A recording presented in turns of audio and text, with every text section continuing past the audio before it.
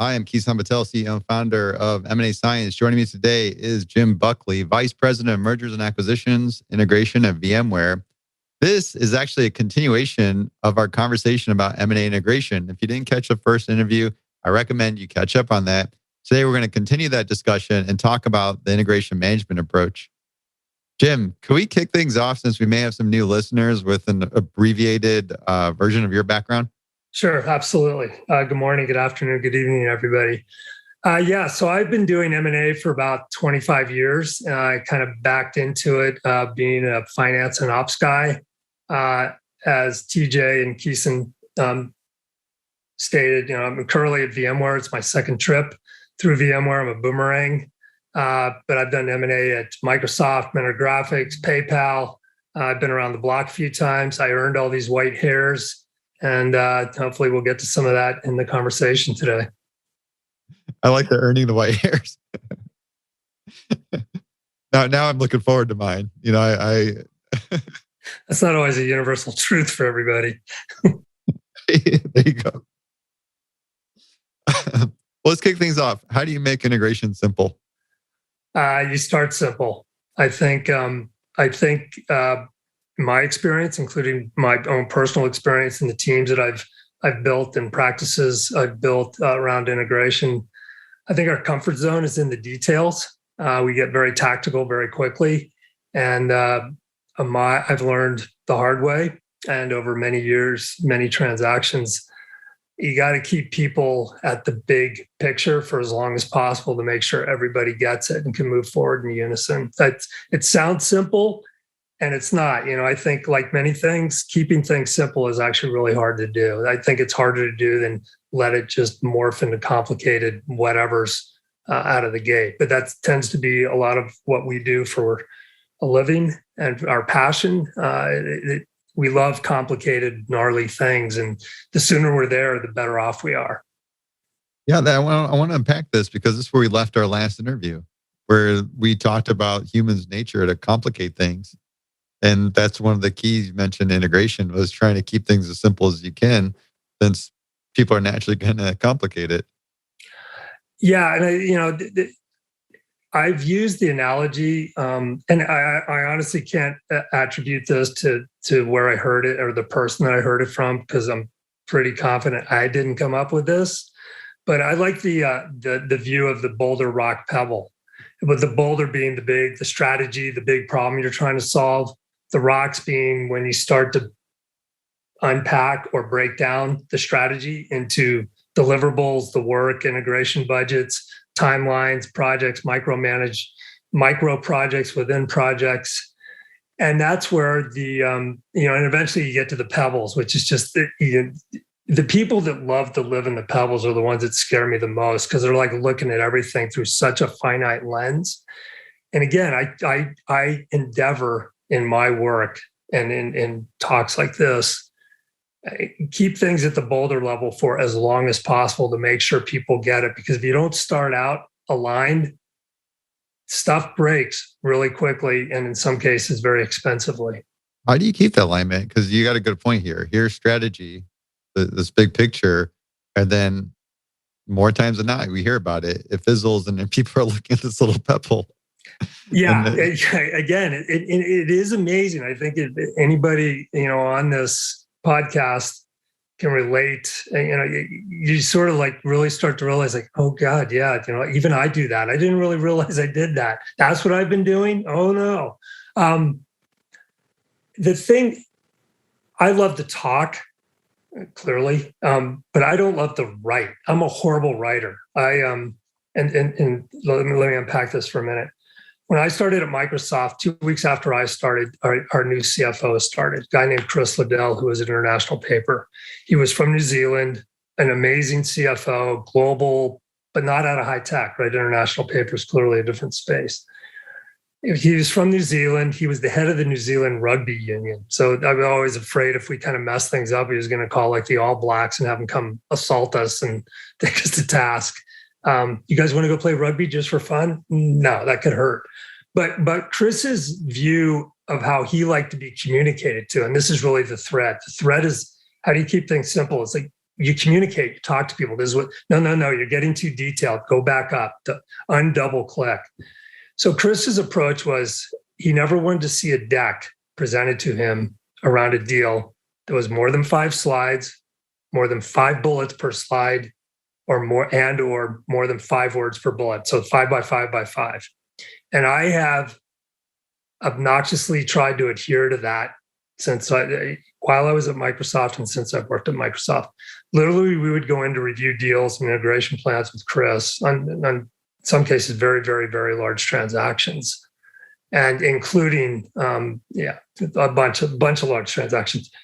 You'd sit down with him and he would make his point. You'd hand him the slide, because this was before we used to look at everything through a 65-inch projector on a wall. He'd literally make a point of counting the slides, counting the bullets on the slide. Like, he'd move his finger down the slide. Like, you guys understand what I'm doing, right? And I was in meetings where somebody would bring in more than 5 slides or have more than 5 bullets, words, et cetera. He'd hand it back politely and say, please reschedule another time and come back with in the required format. He was really New Zealandish, rigorous about this. So we would all like double check ourselves, like, okay, nobody slip a 6th slide in there. That's not going to work. We're going to get the boot.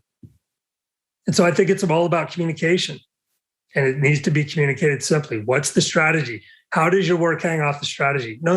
I don't want to know about the integration budget or all these milestones. How does your work hang off this strategy? Simply stated. What's the biggest challenge when you're trying to communicate the strategy?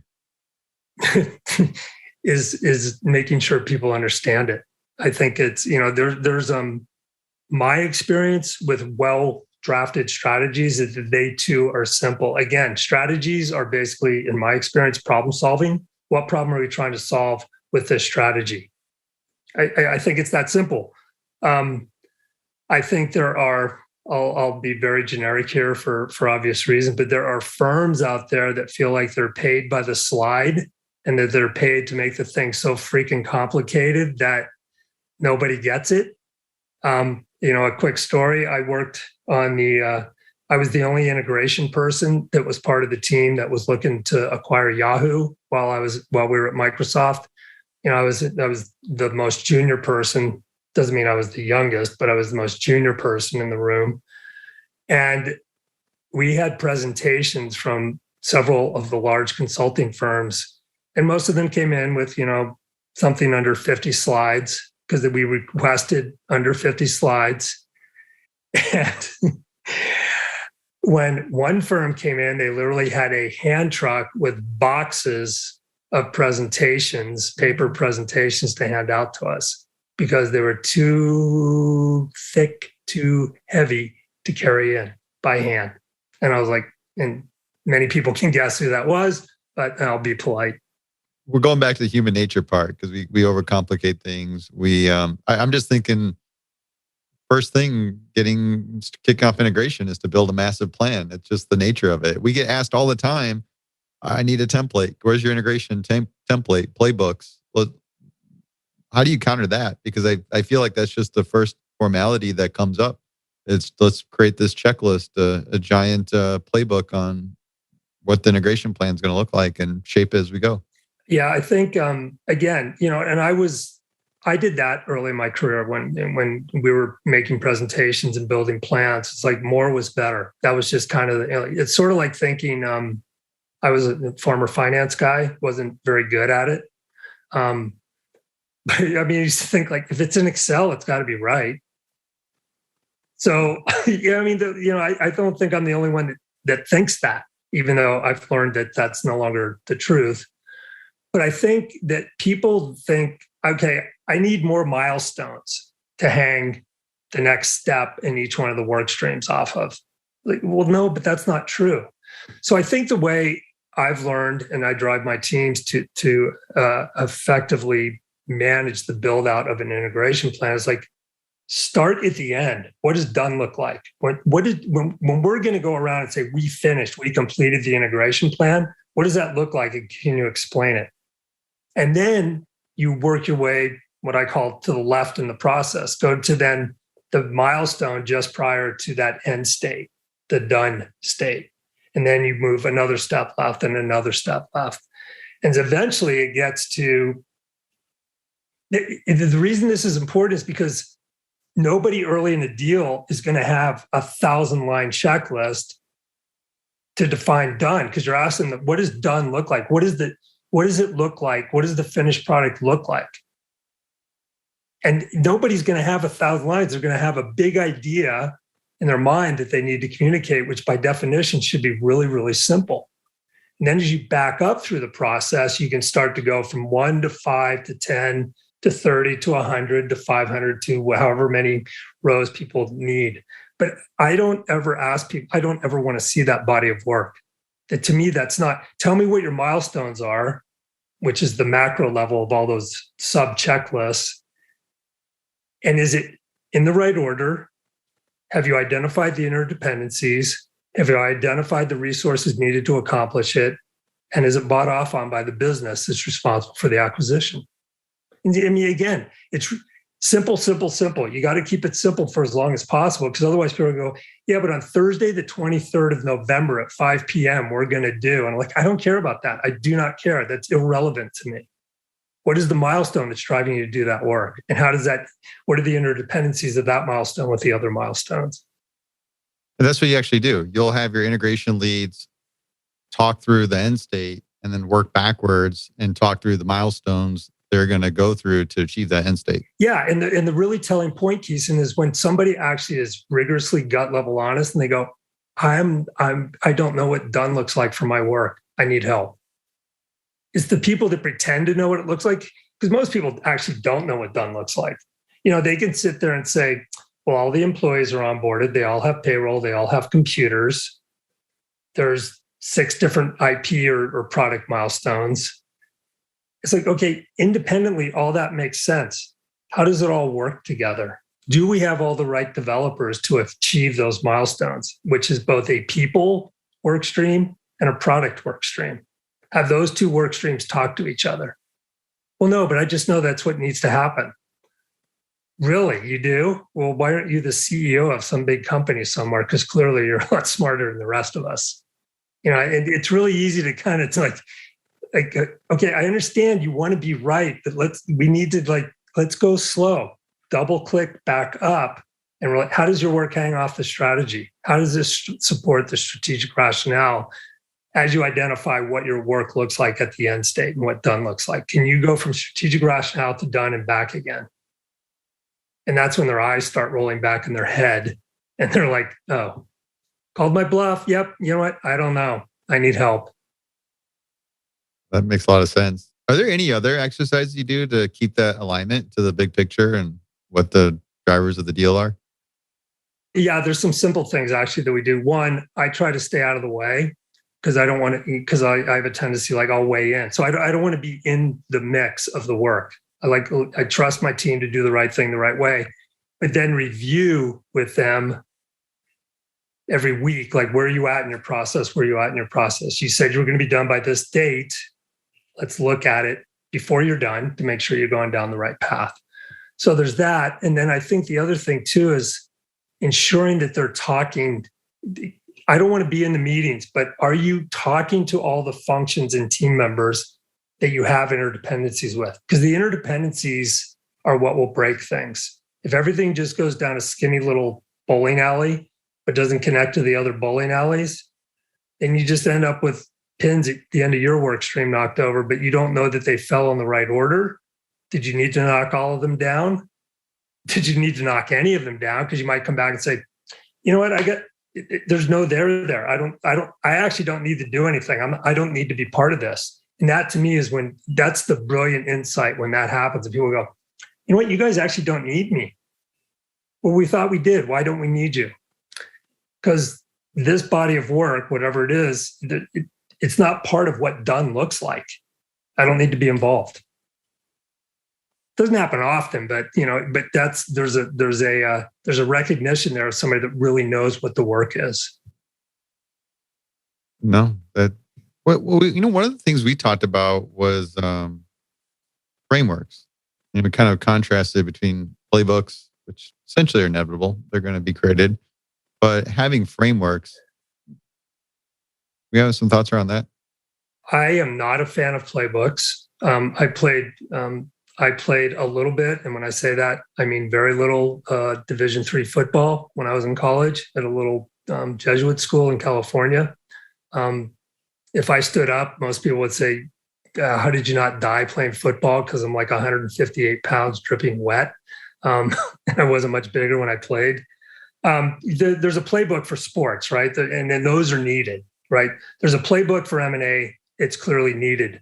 And the reason it's needed is it exhibits someone's understanding of what the work is. And the way they can exhibit that is by writing it down. And so I think, in the old days, it was a white binder with several, with a number of pages, slides now that exhibit the work that needs to be done. But that really loosely translates into a checklist. And what I learned a long time ago, one, I'm horrible with checklists. I don't want to be told what to do. And I certainly don't want to be told what order to do it in. But that's what a checklist is. You do one, then you do two, then you do three, and on and on and on. It's boring. It's redundant. It's repetitive. It assumes that it assumed that the approach and the solution is the same for every M&A transaction, which, as we all know, is the farthest thing from the truth. So what I became a very, very large fan of was frameworks, which is basically a playbook blown apart with all the components of it, and say, can you problem solve your way through this process, knowing that if you need to refer to the playbook, go do it. That's fine.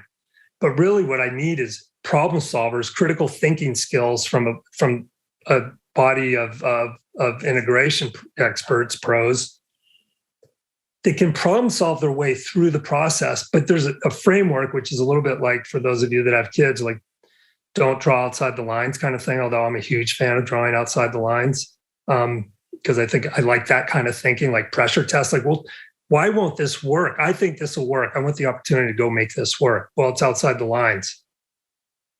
Okay, but I think it'll work. Maybe we need to expand the framework. I love people that come back and pressure test me and say, maybe the framework needs to be expanded and updated. It's like, wow, okay, I hadn't thought about that. Maybe, yeah, let's go do this. Let's try it.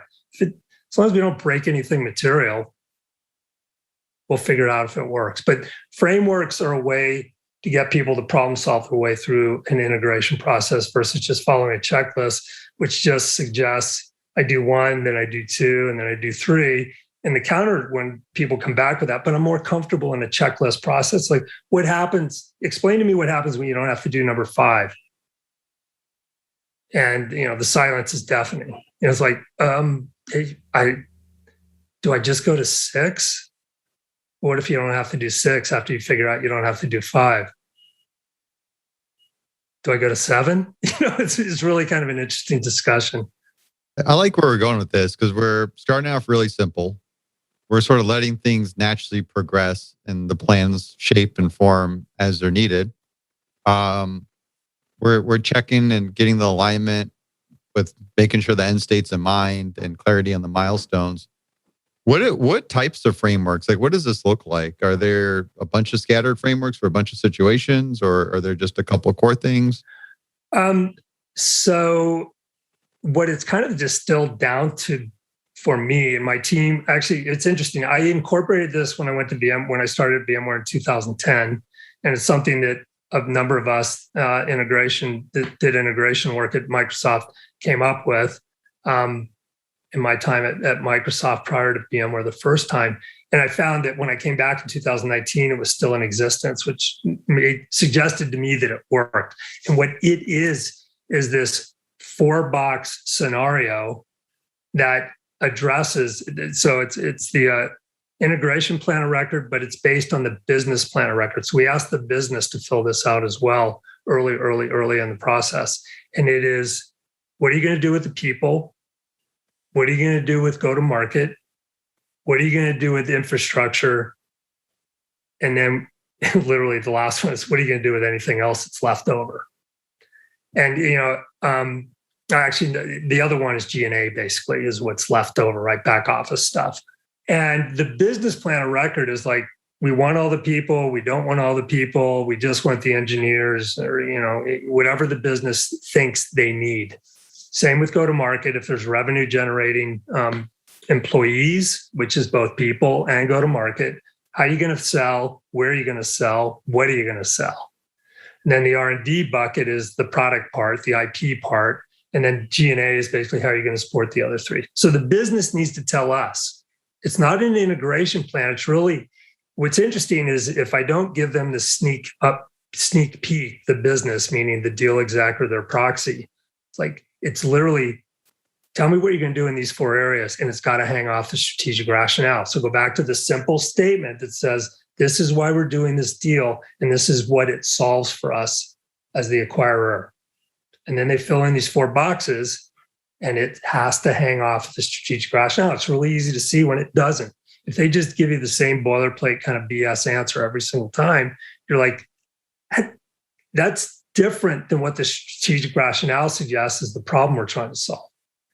So then we take the BPOR, the business plan of record, and then we build our integration plan starting from that. Again, it's simple. It's 4 boxes. It doesn't need to be, I actually, because I was a former finance guy, and I'll remind everybody I wasn't a very good one. But, I joke about finance font. Finance people love to cram as many numbers and words into a slide as they can, and they'll use the smallest possible font they can. I'm like, you know what? I'm not 30 anymore. I can't read that. Even with my glasses, I can't read that. So point being, it should be maybe 3 to 5 bullets per each one of those boxes. Again, back to the 5 bullet thing or less. Just tell me very simply, what do you want to do with the people? What do you want to do in go to market? What do you want to do in R&D? What do you want to do with the back office? That makes it easy to understand. And it sounds like this is something that just evolves within each organization. There's no standardization on this stuff. I mean, obviously you can borrow some ideas, but even these frameworks as they are, obviously the goal is to keep them simple, but they shape and evolve with your company's experience. They do. And I think the other thing that's important to recognize here is that I'm sure most people listening, participating today had the experience where small deals don't equal easy. I use it's probably not a very good analogy, but acquiring a business that's headquartered in Des Moines with 500 people and they're all in Des Moines, that's not a small deal. And again, I don't ascribe complexities of deals to valuation. To me, valuation is something corp dev and finance worry about, and somebody eventually writes a check. I don't care. I care as a shareholder how many digits there are to the left of the decimal point, but I'm like, it's more of a PR thing to me. We just want to say we spent $2.7 billion on this. I worry more about what's their revenue, where's the revenue generated, how many employees, what's their IP, are there any complexities around the IP, et cetera. So 500 people in Des Moines can be pretty straightforward. 50 people with a headquarters in Johannesburg with developers in Kathmandu, and they're all contractors. That's going to be far harder, most likely, than those 500 people you're trying to sort through the integration of acquiring that business in Des Moines. So that's where you start to one size does not fit all. And that's why the nimble, agile framework helps to address the complexity of any and all deals. It scales up and it scales down. You don't overkill the work. You don't underkill the work. You're right sizing along the way. Exactly. When you're integrating, it can take some time and people can get burnt out and lost along the way. How do you maintain accountability and the cadence of progress of integration? The simple answer is I think it's all baselined on communication. Tell me what you're doing, when you're doing it, and if you need help. I think every team is different. Some teams and projects require weekly check-ins. Sometimes it's bi-weekly. Rarely is it monthly. I just think that's too much time to go by without understanding where people are. I've done deals at VMware, in all transparency, where we're still trying to close out the integration more than a year later. And I put up a stake in the ground of like, we complete all our integrations in under a year. After that, it becomes business as usual and it's none of my business. I'm done. There's a handoff.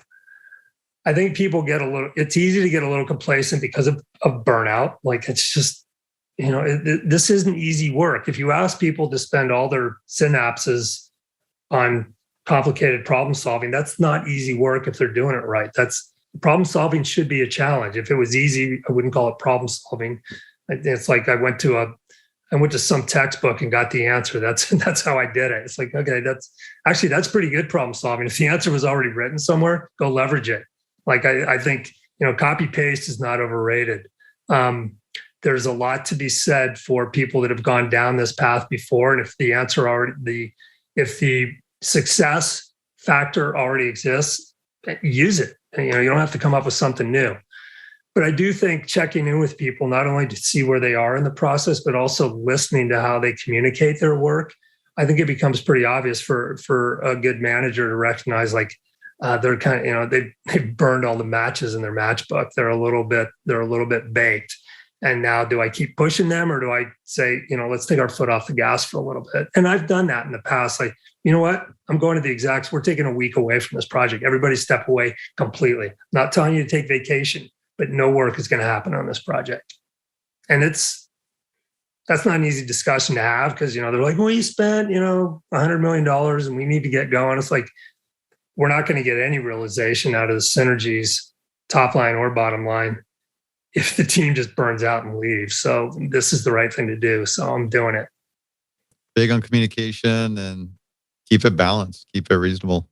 Yeah, and that's what my job as running an M&A integration practice in a company is to not get into the weeds with the team. If I get sucked into the weeds, I give them permission to get sucked into the weeds. My job is to watch and observe and understand what's going on with the team. And when I say the team, it includes the team that's doing the work on the acquired business side, right? Because there is a mirror image that I think frequently gets forgotten or ignored, that there are other people on the other side that the integration people are working with.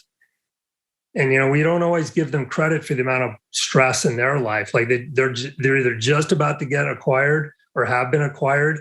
They have no idea what's going on. And most of them were not asked for a vote. Like, do you want to do this deal? Most of them are just sucked along in the process. And, that's not always what they want to do. They didn't necessarily always want to work for a bigger company. But that's where I think my job is to check in with people, see how they're doing, understand the work. But sometimes a lot of the teams are surprised, like, I don't want to talk about the work. How are you doing? What's going on? What's going on at home? Anything? How you doing? How you doing in the pandemic? Do you have everything you need? Like, you don't want to know about the integration update? No, not really. Let's get into that. You got this evolving project plan that's the staple of integration, but what else is owned by integration lead? Well, for me, and this is just me, I'm not suggesting this should be in the job description of integration lead or head of any integration practice. I feel like I own everything. And the reason I say that, there's a phrase I use, which is called trusted advisor.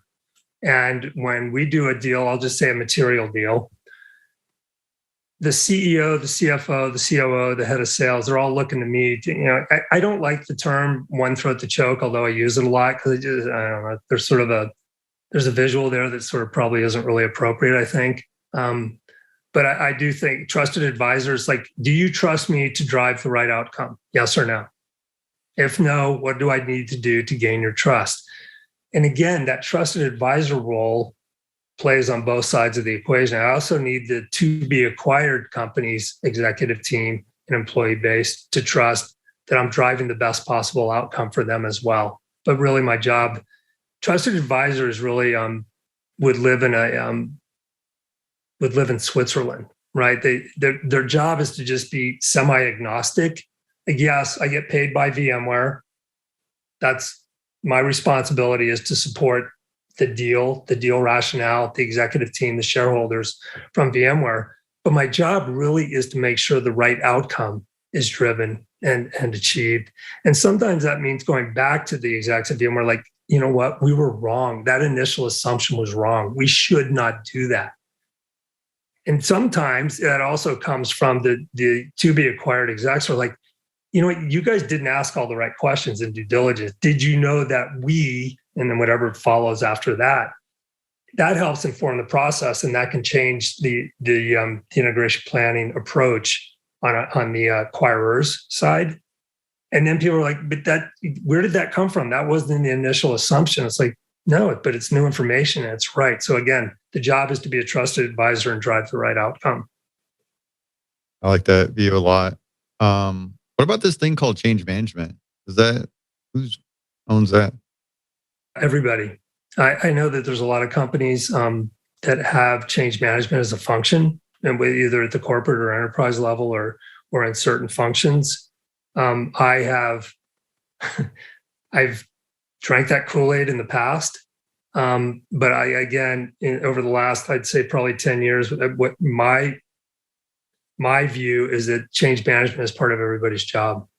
If I have to pull in another team to drive change management, I'm just adding more people and more risk to the process, quite honestly, is my view. And if there's change management folks hearing this, it's just my experience is all I'm explaining. But I think my integration leads, my PMs, my SMEs, and the people on the extended teams, they're all responsible for change management. I need my go-to-market lead to be able to explain to the to-be-acquired field how their job is changing. How do they get things into our opportunity tracking system? How do they do the actual transaction? How do they follow up on it? Where does that information lie? Because it's going to be different than what they did in the past. And so I think it's everybody's job. Well, how do you get? This is the interesting one because this is where I often hear folks struggle with. It comes back that this is the hard part. The eyes glaze over when they come to the conversation around change management. What went wrong? It points to change management. So it can be real challenging. But how do you get your team aligned on approaching this the right way? So this is going to sound simpler than it is because change management is not simple. But if I have the right people driving the project and the right aspects of the project, so I'll go. So at the integration lead level, it's a little bit more generic, but not that much more generic. And so I think where change management really happens is I'll use whoever's driving the finance work, both for due diligence and integration planning. They should be able to and be comfortable with understanding how to do that other job. They're an accountant typically, sometimes an FP&A person. They should be able to sit down with the CFO's team and the CFO's direct reports and say, this is how this new view of your work is going to be incorporated as part of VMware, as an example. This is how we do accounts receivable. This is the system we use. This is how we do accounts payable. This is how we do budget builds. This is how we do actuals to forecast to budget. That person should have the experience and should be able to explain at a reasonable level of detail what that change means to that team as they come over. If they can't, then I don't know where bringing in a change management member from some corporate change management team and say, can you tell the finance people how their job changes? I'm not a finance person. I can't do that. So I think that's why I think it's incumbent on the functional leads to really be able to drive that discussion, be comfortable driving that and confident in driving that discussion. And I rarely have I seen people that aren't, right? Because they're usually out of that capability. They have a background. Like I can still tell an FP&A person, even though I haven't done FP&A for 20 years, like this is what budgeting looks like in our company. This is what forecasting looks like. These are the tools we use. This is the rhythm. We do it typically from this date to that date every quarter at this time in the fiscal year for the following fiscal year. I mean, it's not rocket science. If I can explain it, but there's a lot of people that can do it much better than I can because it's part of what you do. So you should be able to explain it. So is there a framework driving change management approach within your teams? I tend to bristle actually when people bring change management up. I'm like, it's just part of your job. You don't need to identify it as change management. It's part of your job. Just make sure they know what to do, how to do it. I don't want to hear you call it change. Don't call it change management. People react viscerally to the term. If you don't want people to get wrapped around the axle, don't suggest that it's this big other thing they got to worry about. It's like, we're just going to tell you how to do your job in our environment based on how you did your job in your former environment. That's really what change management is. And yeah, I understand there's bigger, more ethereal thoughts around it, but in M&A integration, that's, we're blocking and tackling at a base level. It's like accountant to accountant, finance to finance, customer support to customer support, developer to developer. It's really, it doesn't need to be any more complicated than that. I remember we talked before about what breaks, and you had an interesting view about looking at that. I don't know if you can rehash that again. Well, I think there's a couple of views on that. I actually test people on when they're kind of struggling, kind of back to like, I don't know what done looks like. And a way to react to that is to say, well, envision the following. If you were to do this, would it break what we're trying to accomplish in terms of what done looks like?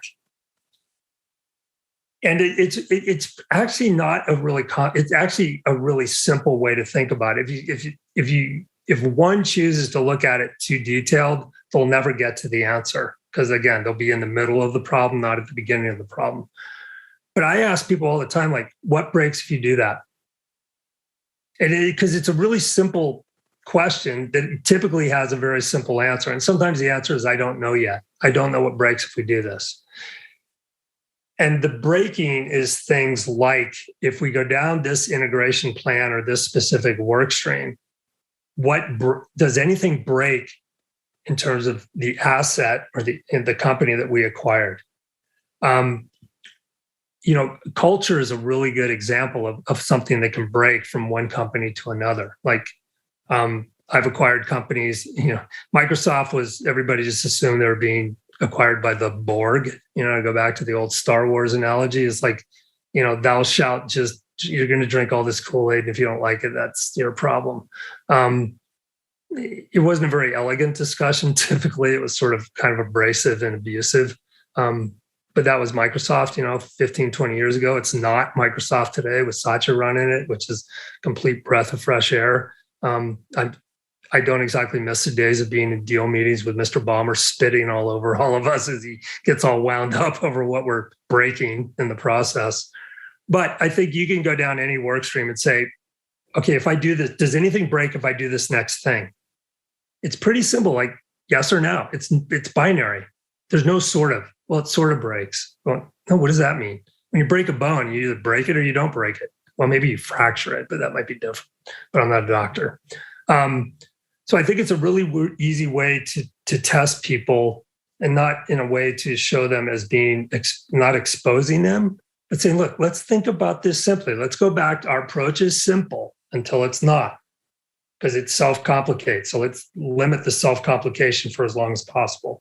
What breaks if we do this? What breaks if we close down these two facilities and move all those employees to our facility? What breaks?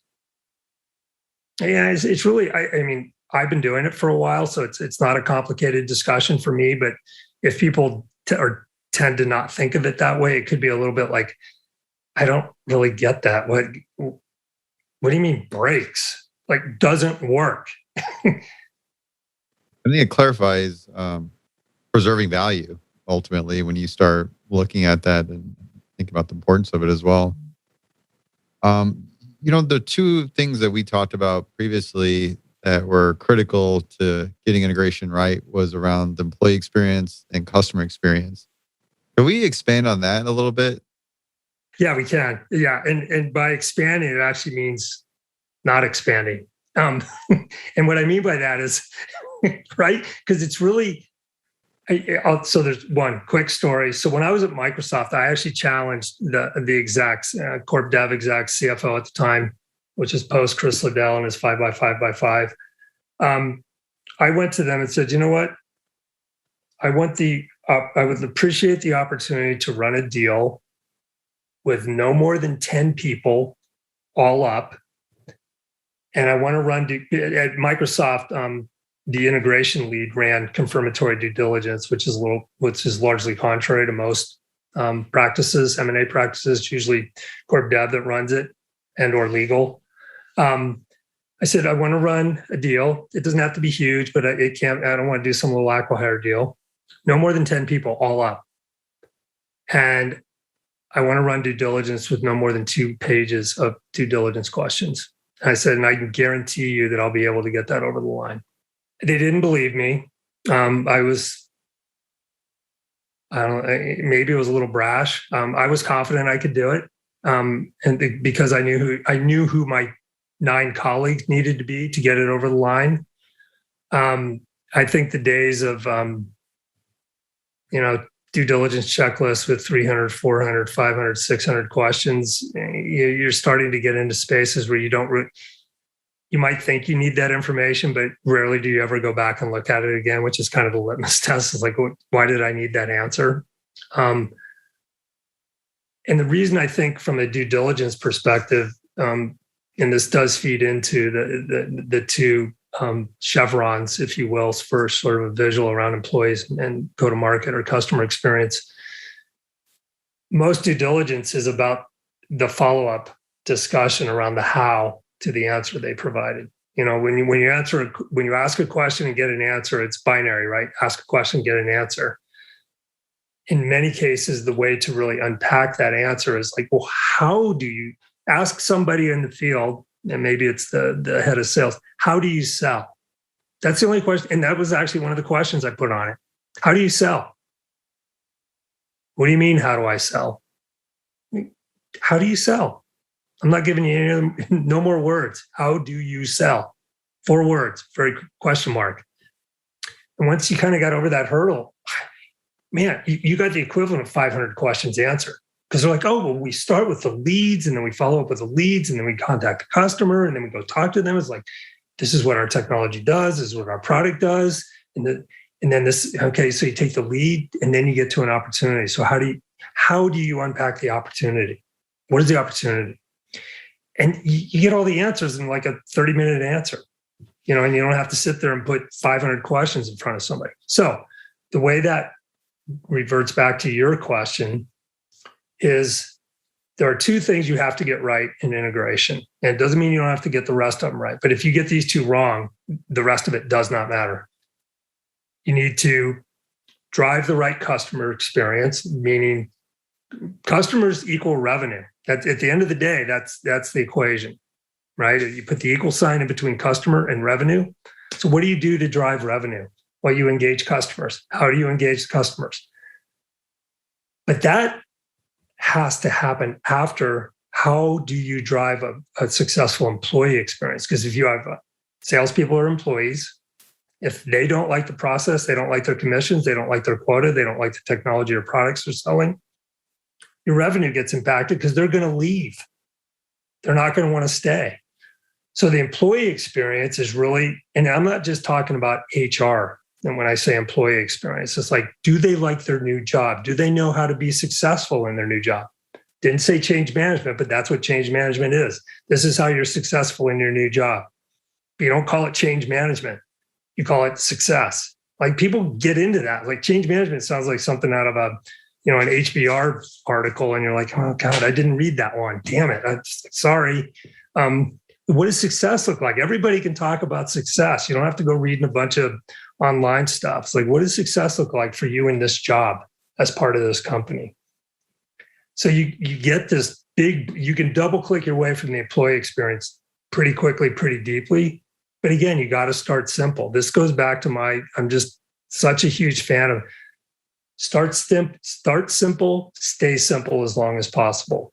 So employee experience, you get that right, you're golden, because then everything else follows. And if it's a value-driven, revenue-driven deal, meaning you got a top line that comes with it, it includes customers, it includes field people. So there's a lot in that. But if you drive a successful customer experience, I think you get those 2 things right. You've got 75 to 80% of what you need to drive a successful integration. It sounds like it's just what you're just describing. This whole interview is around your approach with the people, the relationships you're forging, being able to connect with them. Like you set the example of forget about the list. Let me understand what's going on in your world. It seems like that's ultimately one of the bigger underpinning like lessons from all this whole interview. Well, it's people, yes, but it's more specifically, Kison, it's the relationships with those people. I mean, I can go present. We did the iZettle deal at PayPal. That was the biggest deal I drove when I was there with my team, and it was awesome. I mean, it was in the Nordics. I love Sweden. The people were really nice. They were about to go public. We were able to do a deal, sign the deal 10 minutes before they're about to do their float. It was an awesome experience. And by the way, we drove that deal with 5 people because it had to be kept really, really quiet because they were going to float and go public. So it had to be kept super double secret handshake kind of quiet. But the relationship, me presenting to their executives, like this is what we're going to do to you once we integrate, once we close this deal, i.e. integrate. And they just kind of looked at me. They were kind of stoic, surprising. Nodded their heads a few times. And this was with the CEO, the president, head of sales, their key executives. And I said, do you guys have any questions? It was about an hour-long presentation. It was really high level because we had spent so much time getting the deal part done that we hadn't really figured out the integration part. And it was really quiet. It was uncomfortably quiet. And so then I went and talked to one of our legal folks in country legal, external counsel, quite honestly, who was Swedish. And I said, that was weird. Why was that so quiet? They said, they're thinking about what you said. I go, but why didn't they ask any questions? Because they're thinking about what you said. They're not reactive by culturally or otherwise. I'm like, okay, so when do I get to find out what they actually think? He goes, you know what? Now I'm going to forget what it's called. There's a having coffee in Sweden is called something. It's like a coffee break. There's a specific term for it. And I apologize for not remembering it. And he said, go do this. Invite them to have a coffee with you. Don't invite them out to dinner.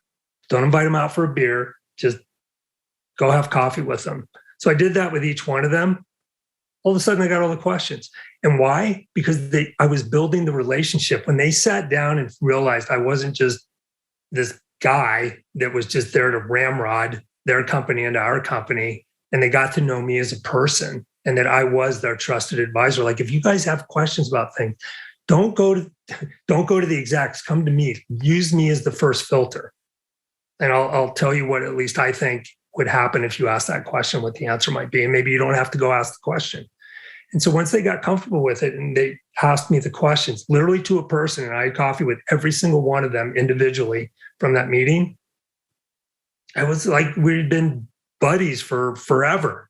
And I was like, okay, maybe I should have done a little more cultural homework before I went over there. But again, it's the people, yes, but it's the relationships with those people. And I'll be really honest. I know this is hard to believe, but not everybody likes me. And but people, when you make that effort, people are like, oh, you're here to help me. Is that what I understand? It's like, I am. I'm here to help you, to help me drive a successful integration. I can't do it without you guys. If you're not on board, you're going to pocket veto what I do, what I say, what I suggest, and I'm not going to get anywhere. And then I suffer. I'm not doing my job. So that's why I talk about the relationships so much. I can see how the relationships lend to change management success. I'm going to try to get a couple of questions in. Yep. One here from Scott. Would you differentiate the benefits of playbooks, of templates, and a consistent approach to the M&A process that can live beyond any individual team members who may leave a company? How do you think about continuous improvement of the process and capturing those learnings? So templates are typically part of a playbook. This is how you drive your integration plan. Everybody uses a different M&A platform. Do we use the platform? Do we use I remember at one time I was at one of the big conference board meetings, and they asked my boss what integration planning platform we used. And he said PowerPoint. It's like, that's what we use.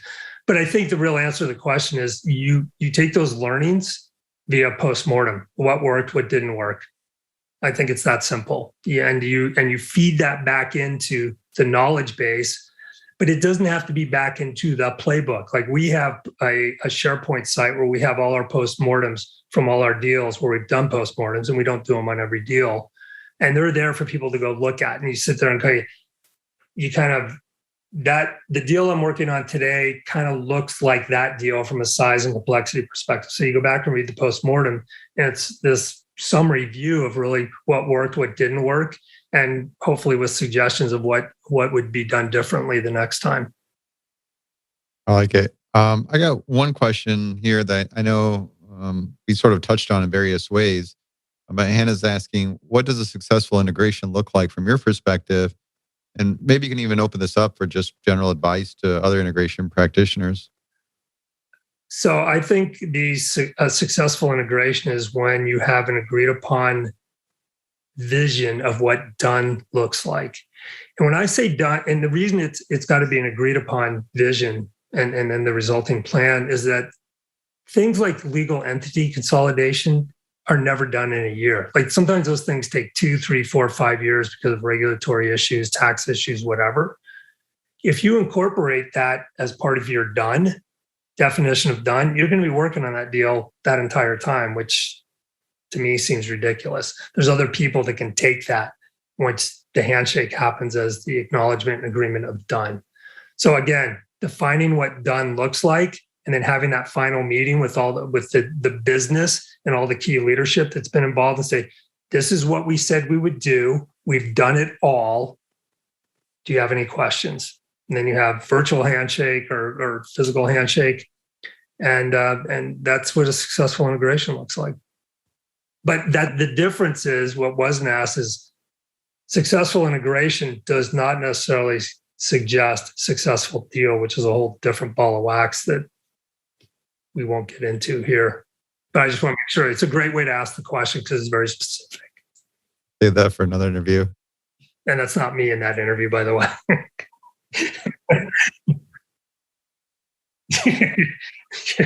Uh-huh. Jim, what's the craziest thing you've seen in M&A? Probably the craziest thing, when I was in Microsoft, we bought a business,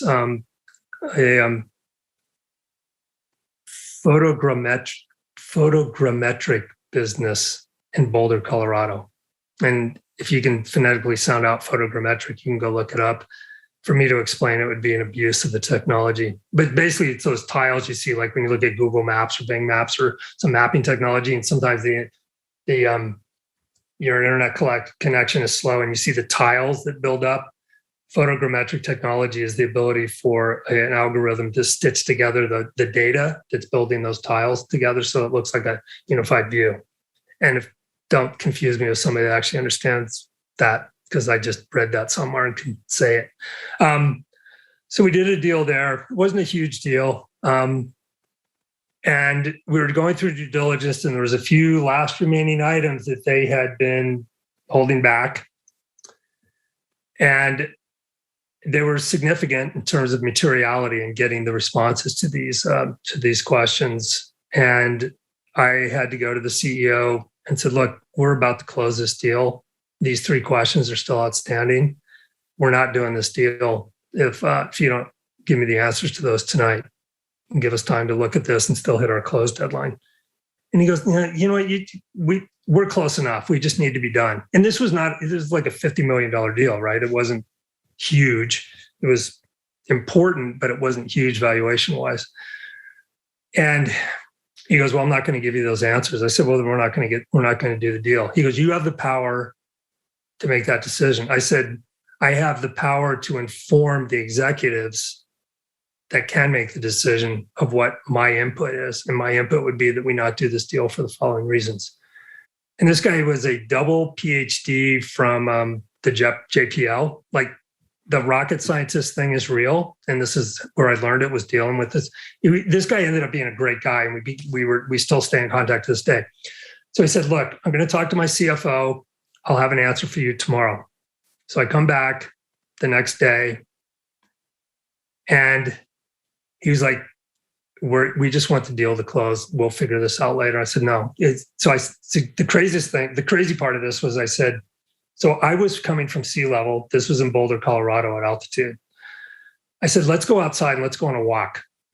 Let's talk this through. I don't want to be in the office. It's your domain. You're sitting in the power seat right now. Let's go out on a walk and kind of create a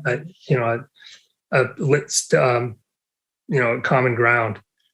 And we went out and walked for 3 hours, and I was dying. I was like, look, and I'm a runner, right? But running at altitude is different. And we walked for 3 hours on the bike paths of Boulder, Colorado. And I don't know who wore whom down, but I eventually got the answer from him, literally because we went on that walk. So again, kind of definition of crazy. It was crazy in the fact that it came down to that late in the process, and that two guys had to go on a long walk on a bike path to get the answers that were needed. At the end of it, he said, we have the answers. They'll be in your inbox by the time we get back. And he called the CFO and said, send him to Jim, give him the answers. So again, relationship building, figure out that common ground. But there's a lot of crazy stuff that can happen in M&A, and sometimes you just got to make it up as you go along.